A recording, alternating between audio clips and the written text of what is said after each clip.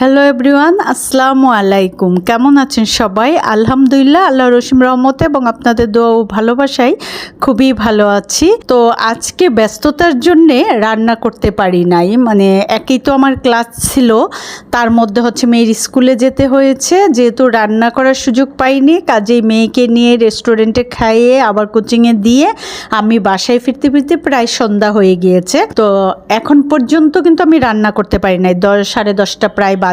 আল্লাহর কি রহমত, বলে না রিজিকের মালিক আল্লাহ। আমার ছেলে খেতে আসছে, কিন্তু আমি তাকে খাবার দিতে পারছি না। বললাম যে বাবা দাঁড়াও, আমি দেখি ফ্রিজে কিছু আছে নাকি, না থাকলে আমি তোমাকে এখনই রান্না করে দিচ্ছি, কিছুটা সময় দাও। সেই মুহূর্তে 7 তলার মুন্নি ভাবি বিফ ভুনা খিচুড়ি এবং কুক সালাদ, এমনকি পেঁয়াজ কাঁচামরিচটাও নিয়ে আসছে।